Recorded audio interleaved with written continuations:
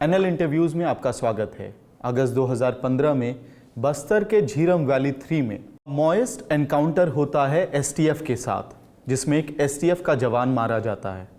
इसके ठीक एक महीने बाद संतोष यादव, जो बस्तर बेस्ड जर्नलिस्ट हैं, उनको पुलिस अरेस्ट करती है। 6 महीने तक कोई चार्जशीट फाइल नहीं होती है और अंततः 17 महीने बाद फरवरी 2017 में संतोष यादव को सुप्रीम कोर्ट बेल देती है। संतोष आज हमारे साथ हैं। सबसे पहले संतोष, आप बताइए कि जिस दिन आपको अरेस्ट किया गया 29 तारीख को, आप कहाँ पे थे और क्या कर रहे थे उस वक्त? मैं दरबा में ही था। दरबा में एक प्रोग्राम अटेंड करने के लिए बुलाया गया था मुझे, दरबा के हाई स्कूल मैदान में, जो बाडरे मोह के जो कुछ महिलाएं, कुछ वहाँ के जो आदिवासी हैं, उनको बुलाया गया था। ये गांव है ये? हाँ, ये गांव है। बुलाने के बाद सबसे पहले तो उस गांव में जो पोर्स हैं दरबा की, जो थाने के, उन्होंने जाके मारपीट किया हुआ था। ये कब मारपीट की घटना कब हुई थी? ये ठीक है 1 महीना पहले की बात थी वो जी। अरेस्ट के 1 महीने पहले? हाँ, 1 महीने पहले की। जी जी। उन लोगों ने, जब गांव वाले ने मुझे बुलाया था तो गांव वाले को बहुत पिटा गया था। जैसे महिला हो, बुजुर्ग, बच्चे, वहाँ तक नहीं छोड़ा गया था उनको। जब बाडरी मोह गांव है, उस गांव का नाम बाडरी मोह है, बाडरी मोह। जब वहाँ गया तो जाते वक्त पुलिस के अधिकारी ने फ़ोन किया कि आप ना जाएं और न्यूज़ खबर ना करें, इस मारपीट की घटना की खबर ना करें जी। तो उसके बाद हमने ज़बरदस्ती गए वो और न्यूज़ कलेक्ट करके हमने ये न्यूज़ डाली थी जी। तो उसके बाद फिर सेकंड रोल फिर फ़ोन करके बोले कि आपने अच्छा नहीं किया, तो ठीक है आप कर लीजिए। किसने फ़ोन किया था आपको? पुलिस में किसने? दरबा पुलिस स्टेशन से आया था या ऊपर से आया था? ये ऊपर से आया था, मतलब बस्तर से? बस्तर से जी। तो नाम वाम तो मुझे इतना ख्याल नहीं पता, तो ठीक है जो कर लिया आप कर लीजिए। तो गांव वाले जहां से मारपीट किया गया, सो वहाँ से 5 लोगों को गिरफ्तार कर लिया गया था। जिस दिन मारपीट हुई थी उसी दिन? उसी दिन जी। तो उसके बाद वो बुलाने का भी कारण वही थे कि अगर आप लोग आएंगे तो वो 5 आदमी को छोड़ देंगे, जो नेक्स्ट टाइम जब मीटिंग हुई थी। तो उसके साथ संतोष यादव जी को भी बुला के लेके आओ, हम बात कर लेंगे। तो कुछ गांव वाले मेरे पास आए और कहने लगे कि आज थाना वाले बुलाए हैं वो 5 लोगों को छोड़ने के लिए।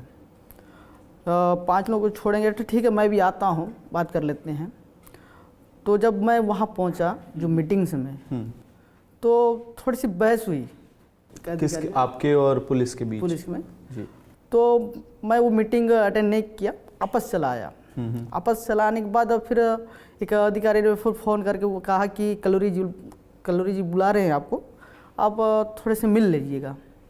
जब मैं वहाँ पहुँचा तो डायरेक्ट कलोरी जी ने गाड़ी में डाली कि इनको गिरफ्तार करो। ये दरभा में उस वक्त आईजी एसआरपी कल्लूरी खुद मौजूद थे? इस मीटिंग में थे वो? जी जी जी। जो मीटिंग बुलाई गई थी गांव के लिए, उसमें आईजी एसआरपी कल्लूरी खुद मौजूद थे? ठीक है। बहस आपकी आईजी से हुई थी या? नहीं, वो दूसरे अधिकारी हैं, उनका तो नाम मुझे नहीं पता, उनके साथ हुई थी। तब मैं छोड़ गया तो फिर कलोरी जी ने मुझे ये कहा कि इसको भरिए, ये गांव वाले और माओवादी के बीच में ये काम करते हैं। तो डायरेक्ट मुझे पकड़ के गाड़ी में डाल के तो परपताने, जो जगदलपुर के जस्ट बाहर में है थाना है वो, उसमें लाया गया। उसमें लाने के बाद मुझे 6 बजे पहुंचाया गया वहाँ थाने में। अरेस्ट कितने बजे किया था? 3 बजे। 3 बजे। तो लाने के बाद उसके बाद मैंने पूछा उनको कि मुझे क्यों लाया गया है, तो ये ऊपर का ऑर्डर्स है, हम उसको फ्लो कर रहे हैं, ये करके अधिकारी ने कहा। कुछ वहाँ के जो टीआई हैं और एक एसआई हैं, उन्होंने फिर नेक्स्ट 1 तारीख को मुझे कोर्ट में पेश किया गया और कोर्ट से फिर रिमांड 2 दिन के लिए फिर रखा पुलिस गया। को दिया गया? पुलिस को दिया गया। फिर 3 तारीख को मुझे फिर जेल में दाखिल कर दिया गया। 3 अक्टूबर को आपको जेल में डाला गया। और क्या आपके वकील ने बेल के लिए कोर्ट को बोला था उस वक्त 1 तारीख को जब आपको कोर्ट में पेश किया गया था? जी जी जी। मुझे बेल के लिए अप्लाई किया गया था, लेकिन ये कोर्ट ने ये कहा कि जब तक चार्जशीट दायर नहीं होगी तो जमानत नहीं दिया जाएगा। जमानत नहीं दी। जी जी। चार्जशीट कब दायर हुई फाइनली? ये फाइनली 6 महीने के बाद दायर हुआ। वैसे 3 महीने में होना चाहिए। 3 महीने में होना चाहिए, वो 6 महीने में 6 महीने में 6 हुआ। महीने में। और चार्जशीट जब दायर हुआ तो आप पे क्या क्या आरोप तय किए गए थे? आरोप तो बहुत बड़ी बड़ी, जैसे जिस तरह वहाँ की धाराएं हैं 302, 307 और IBC छत्तीसगढ़ जन सुरक्षा अधिनियम जो है जी। और चलिए 48, 39 ये क्या मुख्य तौर पे ये धाराएं ये मेरे ख्याल धाराएं से हैं, ये बहुत राइटिंग की, दंगा फैलाने की, दंगा फैलाने हाँ, की, ये सभी और धाराएं जी, हैं। और UAPA भी लगाए। जी जी। और खासकर ये 302, 307 तो ये खैर अब सभी जानते हैं। ये मर्डर्स, ऑफ मर्डर्स, ये सभी डाला गया है। और शायद हथियार रखने का, जैसे ये 100, हाँ आर्म्स एक्ट, ये सभी धारा लगा। 120 भी ये संगठन बनाने का संगठन, ये डाला गया था। तो ये किस मामले में? झीरम वैली 3 में जो STF अधिकारी मारे गए थे, जी, जी, उसी मामले में आप पे धाराएं। तो उस वक्त आप कहाँ मौजूद थे जब ये अटैक हुआ था? जब मैं जो अटैक हुआ उस समय जगदलपुर में था। एक पत्रकार सम्मेलन चला था, एक छोटे प्रोग्राम अटेंड किए थे चित्रकूट में। ये उसी दिन की बात है, जिस वारदात हुआ उसके सेकंड दिन की है। तो मैंने जब रात को ये सुनी कि नहीं ये घटना हो चुकी है, तो मैंने 7 बजे जगदलपुर से दरबा गया। फिर वहाँ से 7 बजे के बाद एक अधिकारी के साथ हमने, पुलिस जो अधिकारी है उनके साथ वारदात में गए। अच्छा, रिपोर्टिंग के लिए। और जगदलपुर से झीरम वैली की दूरी कितनी है? 45 किलोमीटर। 45 किलोमीटर। और क्या बस या बाइक, आपके पास बाइक है? बाइक है। तो मतलब क्या ऐसी कोई संभावना थी कि आप रात में जब अटैक हुआ आपके पास इंफॉर्मेशन पहुंचा, आप उसी समय? जी, वो थाने की कुछ सिपाहियों ने फ़ोन किया था। हाँ, आपको बताया जी कि यहाँ वारदात हुआ है। और एक खासकर ये जगदलपुर के एक सिपाही हैं, और उन्होंने फ़ोन किया था कि नहीं आप। तो इस तरह के तो मामले होते रहते होंगे, जब अटैक होता है आप जाते हैं, रिपोर्ट करते हैं, खबरें भेजते हैं। तो इस बार क्या अलग हुआ कि आपको इस मामले में पुलिस ने अरेस्ट कर लिया? मामला तो ये उसका ही नहीं है। ये मामला ये जब किसी आदिवासी या किसी अंदर से, किसी गांव से गिरफ्तार किया जाता है या गांव से उठाया जाता है, तो गांव वाले क्या इन्फॉर्म कर लेते हैं कि इस गांव से इतने बंदे को उठाया गया है। तो ये मैं जब थाने में फ़ोन करता तो TI द्वारा या बाकी जो अधिकारी हैं उनको कि तुम क्यों आ रही है, सामने क्यों आ रहे हो, अपने बीच में क्यों आ रहे हो, आप गांव के बीच में क्यों आते हो। तो मुख्य तौर पे आपकी खबरों की वजह से आप टारगेट बने, ये कहना चाह रहे हैं? जी। तो ऐसी क्या खबरें करते थे जिससे पुलिस को या व्यवस्था को या वहाँ की सरकार को प्रॉब्लम हो सकती है? हाँ, सरकार को तो शायद प्रॉब्लम नहीं होगी, ये पुलिस की ही प्रॉब्लम हो सकती है। क्योंकि जिस तरह गांव में जाके पीटना और उसका रिपोर्टिंग करना, और जिस तरह बाहर निकल आती थी वहाँ की जो अंदर की खबरें जो बाहर आती थी, उनको शायद पुलिस वाले को ठीक नहीं लगता था। तो क्या कानून व्यवस्था जो जंगलों में, बस्तर के जंगलों में या दंतेवाड़ा के जंगलों में है, वहाँ पे उस खराब कानून व्यवस्था के लिए पुलिस खुद भी जिम्मेदार है, जो उन्हें इस तरह की रिपोर्टिंग से परेशानी होगी? हाँ, ये काफ़ी अभी देखा गया है कि जो अंदर जो रिपोर्टिंग किया जाता है वो अक्सर शक के दायरे में खड़ा हो जाता है, चाहे मैं हूँ या चाहे वो परवाज जी हो या अन्य कोई वो पत्रकार हो। ये पुलिस व्यवस्था की ये घेरे में आ जाते हैं कि अंदर जाके या काम कर रहे हैं। ये एक तरफ का ये क्या कि जब अंदर जाके रिपोर्टिंग करते हैं तो ये कहा जाता है सबसे पहले कि ये नक्सली द्वारा ये इनको बुलाया जाता है रिपोर्टिंग करने के लिए, ये पुलिस का कहना हो जाता है। और एक साइड से कहा जाता है कि नहीं, ये जब अंदर जब जाते हैं या अंदर की खबर बाहर नहीं आ पाती है तो नक्सली द्वारा ये समझा जाता है कि नहीं, ये पुलिस की वजह से। तो एक जर्नलिस्ट जो है बस्तर के अंदर, पुलिस भी उस पर शक करता है और जो नक्सलवादी हैं वो भी उस पत्रकार पे शक करते हैं, तो दोनों ही तरफ से खतरा बरकरार रहता है। अभी देखिए कुछ साल पहले एक मित्र थे नेविचंद जैन जी, जो उनकी नक्सलियों द्वारा निर्मम हत्या की गई थी। फिर उनके बाद साई रेड्डी जी हैं, और ऐसे कई पत्रकार हैं जो नक्सलियों से निशाने में आ जाते हैं। और कुछ पत्रकार हैं जैसे सोमारू नाग जी हैं, प्रभात जी हैं, और वो पुलिस के निशाने में आ जाते हैं, वो कई रिपोर्टिंग की वजह से।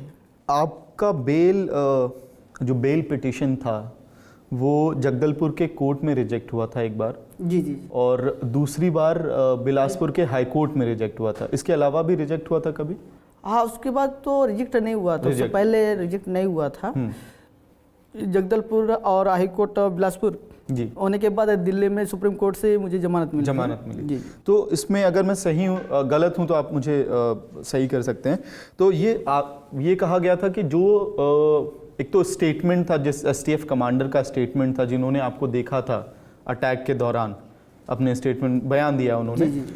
उस आधार पे आपका बेल रिजेक्ट हुआ था। और जो चीज़ें आपके पास से जब्त हुई थी जब आपको अरेस्ट किया गया था, सीज जो चीज़ें की गई थी, उस आधार पे बेल रिजेक्ट हुआ था, यही था या इसके अलावा भी कारण थे बेल रिजेक्शन के? अब कारण तो बहुत नहीं, अगर सामान तो उतना बरामद हुआ ही नहीं।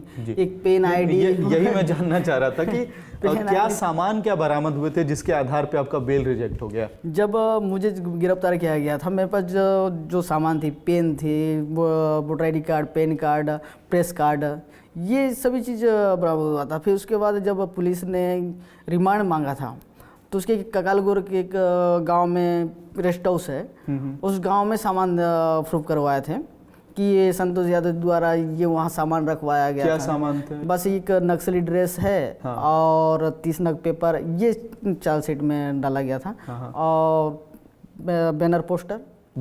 हाँ जी। तो बेसिकली ये सारे आईडीज एक आधार बना आपका कि एक पेन, आधार कार्ड, पैन कार्ड, ये रखना जो है वो बेल रिजेक्ट होने का एक आधार बना। बाद में चार्जशीट में डाला गया कि आपने किस गांव के अंदर अपना सामान रखवाया था, एक माओइस्ट माओवादियों का ड्रेस, बैनर पोस्टर, पर्चा। जेल के अंदर क्या एक्सपीरियंस रहा आपका? जगदलपुर जेल के अंदर क्या घटनाएं हुई? जगदलपुर की जेल में तो काफ़ी मेरे साथ प्रताड़ना हुआ करता था। जिस तरह वहाँ खाना पीना और मेरे साथ जो सलूक किया जाता था, बहुत गंदा तरीक़ा से किया जाता था। जैसे मैं कहीं टॉयलेट जाता तो वहाँ मारपीट ज़्यादा होती थी। किसके द्वारा? कुछ बंदियों के द्वारा होती थी। लेकिन कहीं नहाने जाता तो मारपीट होती थी। ये जब अधिकारी के पास मैं जाता था तो वो अधिकारी वो पलट के जवाब दिया करते थे कि नहीं, ये तुमने कुछ खाया होगा, ऐसा। हमने वहाँ खाना वाना का व्यवस्था तो ठीक तो क्या आपकी लड़ाई थी किन्हीं बंदियों के साथ जो साथ में आपके जेल में थे, उन लोगों के साथ लड़ाई थी? कभी तो लड़ाई तो कभी हुई नहीं ऐसा। तो क्या कारण हो सकता है आप पे अटैक होने का?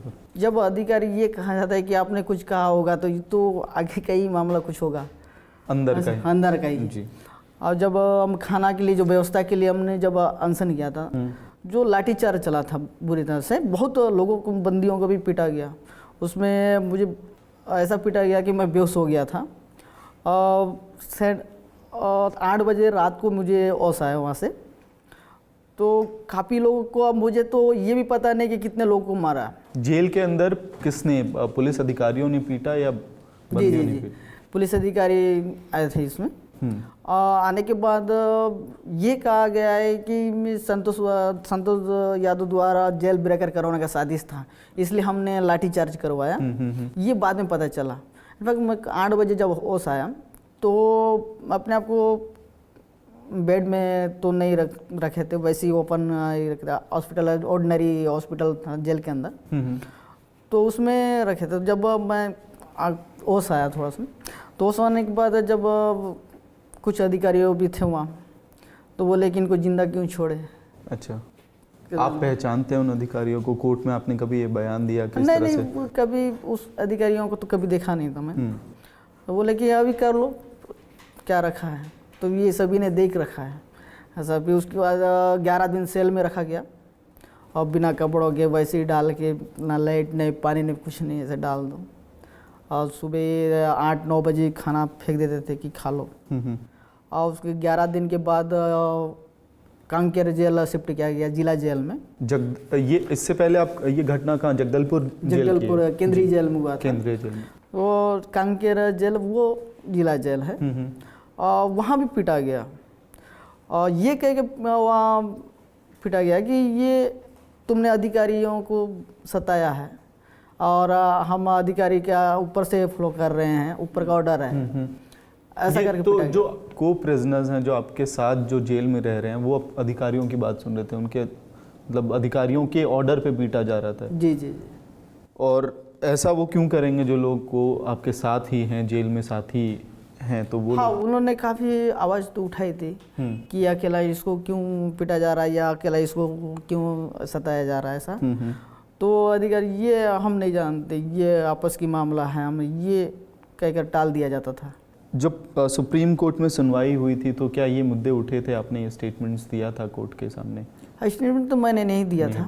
और ये बोला गया था कि अगर तुमको और बताएंगे, अगर या किसी और को बताओगे तो अंदर में बहुत प्रार्थना होगी। उसके बाद में मुझे तो किसी को मिलने भी नहीं दिया करते थे। आज असले जब जमानत हुई तब ये बाहर निकला। आप कितने समय बाद अपनी फैमिली से मिले थे? 1.5 साल। 1.5 साल। इस बीच में आपके किसी भी परिवार के लोग को मिलने की आप हाँ थी, अपने परमिशन जो थी? हाँ परमिशन थी अपने भाइयों से मिलने की। वो आते थे, मिल के चले जाते। जब जो दंगा हुआ था वो एक्चुअली वो उसके बाद किसी को मिलने के अलाउ नहीं था। ये जो मारपीट हुई थी उसके बाद किसी से मिलना अलाउड नहीं था। और आप जिस वक्त अरेस्ट हुए थे उस वक्त आपकी बच्ची शायद 1 महीने की थी। तो अब जब मिले आप तो कैसा रिएक्शन था? वो पहचान पा रही थी? वो तो पहचान ही नहीं पा रही। वो तो मुझे देख के कहती कि रात को जैसे सुबह तो खेलती है मेरे साथ, तो रात को जैसे सोने का वक्त होता है तो हम इनके साथ नहीं सोएंगे, ये कौन है, ये इस टाइप का करती। वो दूसरे जगह जाके सोती। तो मुझे बहुत तक दुख लगता है कि ये 1.5 साल के बाद जब आ रहा हूँ तो अपने बच्ची नहीं पहचान पा रही। हाँ, अपनी एक बड़ी गुड़िया है, उसका नाम दिव्या है। वो बहुत याद करती, स्नेहा है, वो बहुत याद करती थी। तो वो अक्सर बोलते थे कि ये पापा गए हैं तो आएंगे ज़रूर। हाँ, मैं एक्चुअली कल फ़ोन किया था उनको कि यहाँ से कुछ लेके आना है बेटा। तो वो काफ़ी ये बोली कि नहीं आप पहले आ जाइए, कि कम पहले आप आ जाओ, पिछली बार की तरह ऐसा ना हो, कुछ ऐसा ना हो। जी। तो ये दिव्या कितनी, क्या उम्र थी दिव्या की जब ये आप 7 साल की है। 7 साल की। और स्नेहा 4 साल की है। तो इस वक्त आपने जब कहा कि आप कब वापस जा रहे हैं दिल्ली से? 15 तारीख को। 15 को। तो वो इंतजार कर रहे होंगे अभी? इंतजार कर रहे हैं वो काफ़ी मन के, ये कहाँ गए। जिस दिन आया उसी दिन वो उन्होंने फ़ोन लगाया था कि मुझे हम बता के क्यों नहीं जा रहे, नेक्स्ट टाइम जैसे गए थे वैसे ही फिर आप जा रहे हो। 2013 में दरबा में एक अटैक हुआ था, माओवादियों ने, नक्सलवादियों ने जो अटैक किया था उसमें कांग्रेस की टॉप लीडरशिप छत्तीसगढ़ की पूरी ख़त्म हो गई थी और 8 पुलिस और सीआरपीएफ के जवान मारे गए थे। ये जगह आपके घर से कितनी दूर है? ये 7 किलोमीटर पड़ती है अपने घर से। जी। आप उस वक्त रिपोर्टिंग के लिए गए? हाँ, रिपोर्टिंग के लिए गया था। उससे पहले और एक पत्रकार गए थे, नरेश मिश्रा जी, उनके पीछे जैसे मैं गया था।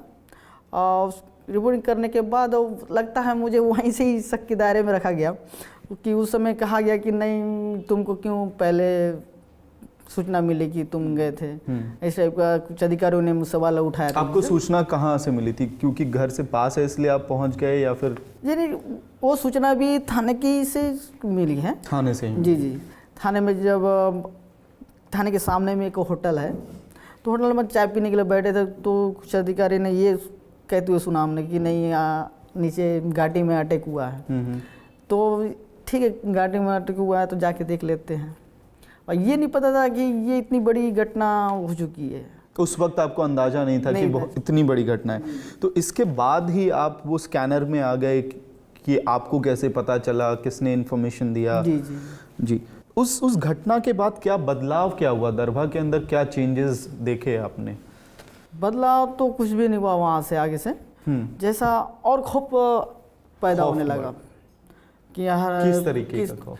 ये है कि कोई अगर रिपोर्टिंग करने जाता तो सबसे पहले तो वहाँ दरबार तक पहुँच पाएंगे कि नहीं पाएंगे ये देखा जाता था पहले।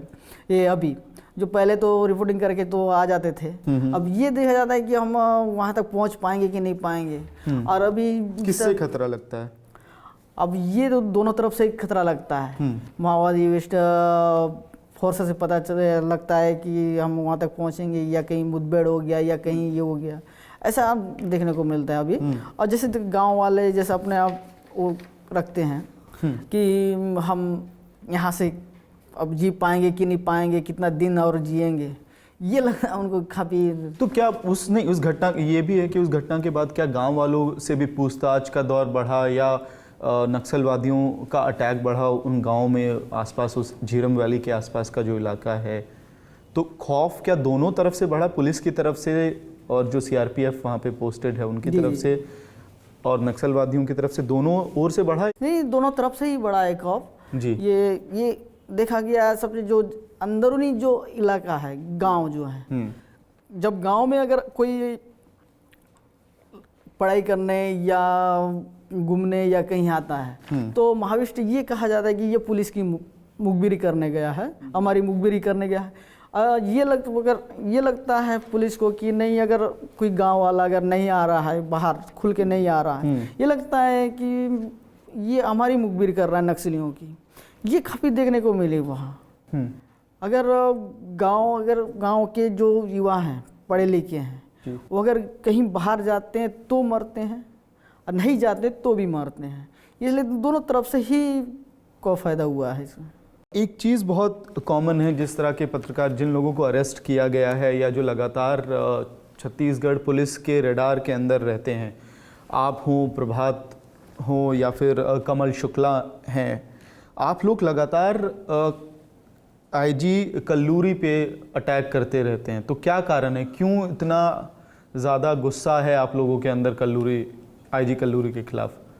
हमारे तो उनसे कोई गुस्सा नहीं है। हाँ। शायद हो सकती है उन गुस्सा हो, हमें उनको आप लोगों पे गुस्सा हो। तो आप लोग अटैक क्यों करते हैं, किस वजह से करते हैं? एक पत्रकार थे सोमारू नाग जी, वो जिनको जुलाई में अरेस्ट किया गया था। उनको डकैती में डाला गया था। डकैती, अगर एक पत्रकारिता, अगर छत्तीसगढ़ में जो पत्रकार हैं वो डकैती करते रह जाएंगे तो फिर बाकी क्या रह जाएगा?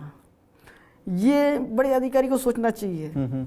आज इसलिए हर मुद्दा कल्लूरी जी काफ़ी वो करते हैं, तो हम उन पे ये पूछते हैं कि भाई हर कोई पत्रकार नक्सली है या डकैती है? ये तो हर कोई पत्रकार डकैती या नक्सली। तो ये किस आधार पे, जब कोई भी आप हों या कमल शुक्ला हो या प्रभात हो, जब आप लोग ये कहते हैं कि एसआरपी कल्लूरी के इशारे पे सारा काम किया जा रहा है, पत्रकारों के खिलाफ एक्शन लिया जा रहा है, तो ये किस आधार पे कहते हैं आप? क्या आप लोगों की सीधी बातचीत हुई है कल्लूरी से, जहाँ पे उन्होंने कहा हो कि? अब देखिए, अपनी जब गिरफ्तारी हुई थी तो अन्य अधिकारी ने तो मुझे गिरफ्तार नहीं किया था, खाली कल्लूरी जी आए, उठा के चले गए। तो मैं तो उनको ही बोलूँगा ना, तो उनको ही बोलूँगा कि मैं आपने तो गिरफ्तार किया है, तो मैं तो अन्य अधिकारी को नहीं बोलूँगा कि आपने मुझे वो अधिकारी ने किया है। भाई जो अधिकारी गिरफ्तार किया मैं उन्हीं को ही बोलूँगा, उन्हीं को बोलेंगे। कुछ महीने पहले बस्तर के जो आईजी थे, आईजी कल्लूरी, उनका ट्रांसफ़र कर दिया गया। पहले कहा गया कि वो छुट्टी पे जा रहे हैं, बहुत सस्पेंस रहा उस चीज़ को लेकर, और बाद में मीडिया में खबर आई कि उनका ट्रांसफ़र हो गया है। तो उनके जाने के बाद क्या बदलाव आया है ग्राउंड पे? जी, बदलाव काफ़ी आया है इसमें। ये गांव के जो युवा हैं, जो गांव के जो आदिवासी हैं, वो समर्पण से बच चुके हैं अभी। समर्पण जी, ये काफ़ी देखने को मिला है कि समर्पण अभी बहुत कम। किनका सरेंडर जो है, ये कौन लोग, ये आम गांव वाले हैं या नक्सली हैं? ये तो एक्चुअली गाँव ही वाले हैं। गाँव ही वाले? जी। अगर 140, 150 से 175 अगर सिलेंडर होते रहेंगे तो अभी तक तो नक्सली खत्म होने का चांसेस में है। किस तरह की और रिस्क हैं छत्तीसगढ़ के अंदर एक पत्रकार होने का? क्या मतलब है, किस तरह का रिस्क आप डे टू डे लाइफ में झेलते हैं, देखते हैं? अगर छत्तीसगढ़ में पत्रकारिता कर रहे हैं तो अभी की स्थिति में बहुत ही खराब स्थिति है कि अब बाहर की जो अंदर की जो खबरें हैं वो अक्सर बाहर नहीं आ पाती हैं, और जो पत्रकारिता जो स्थानीय प्रतिनिधि हैं वो अक्सर घेरे में आ जाते हैं कि अगर किसी गांव के अंदर घुस गए तो ये कहा जाता है कि नक्सलियों से मिलने गए, और अगर अब गांव तक नहीं पहुंचे तो नक्सली ये कहा जाता है कि पुलिस की खबर बन गए। ये पर उसी घेरे में जमे रह पड़ता है अभी, तो अभी हमेशा शक के घेरे में दोनों तरफ से रहते हैं। तो इसके अलावा क्या जो जिस इतनी खतरनाक पत्रकारिता करते क्यों हैं आप लोग, मतलब रिस्क उठाने वाला, क्या बहुत ज़्यादा इसके लिए पेमेंट मिलता है आपको, या कहीं कुछ उस तरह का रिवॉर्ड मिल रहा है, या क्या वजह है, क्यों कर रहे हैं इस तरह की पत्रकारिता आप लोग? देखिए, पेमेंट तो उतना सैलरी तो मिलता नहीं है जिसका रिपोर्टिंग क्या करते हैं। गांव की हम जितने ज़्यादा चाहे कि गांव से जितना, जंगल से जितना खबरें आ सके बाहर दिखाएं कि ये अक्सर गांव में की स्थिति ऐसी होती है, ये दिखाना चाहते हैं कि भाई ये छत्तीसगढ़ में ये स्थिति है। और वो स्थिति दिखाते दिखाते ये पत्रकारिता के में शक में गहरे में गिर जाते हैं, ये उस ट्रैप में फंस जाते हैं। फंस जाते हैं कि कब पुलिस की निगाह में आए, कब नक्सलियों की निगाह में आए कि हाँ ये उनकी शक में है, या पुलिस की कहें कि पुलिस की उनके शक में है। और एक आखिरी सवाल, और जहाँ ख़त्म करेंगे हम, जो लगातार जिस तरह का आप कह रहे हैं कि जेल के अंदर मारपीट होती है, या लोग बहुत, ये भी खबरें आती हैं कि जेलों के अंदर बहुत ज़्यादा लोग सरेंडर क्योंकि ज़्यादा हो रहा है तो लोग भी ज़्यादा अरेस्ट हो रहे हैं, ये दोनों रेशियो एक साथ चल रहा है। तो इस पूरे दौर में आपके जैसे पत्रकार JLA जो जगदलपुर लीगल एड है उसके साथ मिलके लोगों तक लीगल जो हेल्प है वो पहुंचा रहे हैं, तो इससे क्या फ़र्क पड़ता है ज़मीन पे जो लोग हैं जिनके परिवार से लोग अरेस्ट होते हैं, उन लोगों के परिवारों को क्या दिलासा मिलता है, क्या वो उनको होप मिलती है कि कहीं ना कहीं एक आदमी है जो, या कोई संस्थान है जो मदद करेगी? ये आपके एक बंदे का मैं नाम बताना चाहूँगा जी। वो मंगतू उनका नाम है, मंगतू बनगा उनके पिताजी का नाम है। वो अभी 5 साल, ये पूरे उम्र भर जो बचपन से वो जेल में ही नक्सली ही केस में काट रहे हैं, अभी भी हैं, फिलहाल वर्तमान में भी हैं। ऐसे कई लोग हैं जिसके जैसे चैतू जैसे पैर नहीं है, उनके बड़े नक्सली लीडर बना के डाल दिया गया। और एक हैं रमेश, उनके हाथ नहीं है, उनको नक्सली लीडर बना गया। ये ऐसे लोगों को जो लीगल एंड ग्रुप के हैं वो काफ़ी अच्छा सहयोग दे रहे हैं। और जैसे शालिनी गेरा जी हैं, निशा कंडेलवाल जी हैं, वो आदिवासी पे बहुत अच्छा काम कर रहे हैं कि ये आदिवासी को ये लग रहा है कि अब उनके द्वारा तब घर देख सकेंगे, क्योंकि जो वो बस्तर में जो चल रहा है वो बिना जैसे पैसों का वो जो कर रहे हैं वो आम महिला नहीं कर सकते, वो आदिवासी के लिए एक वरदान है। तो अब जेल से बाहर आने के बाद क्या संतोष यादव पत्रकारिता छोड़ देंगे, या अभी भी वो जो लड़ाई है, वो गांव के अंदर की तस्वीर बाहर निकालने की का जो जुनून है वो जारी रहेगा? हाँ, अभी तो वही करने का चांस है। जितना भी अंदर से खबर आए और रिपोर्टिंग करने का अभी भी वो ख्याल है। और कभी-कभी डर ये भी लगता है कि मैं अब करूं कि नहीं करूं, और कहीं दूसरी पार्टी वार्टी में कहीं ज्वाइनिंग भी कर लूं, इस टाइप का ख्याल भी आता है। हाँ। जी।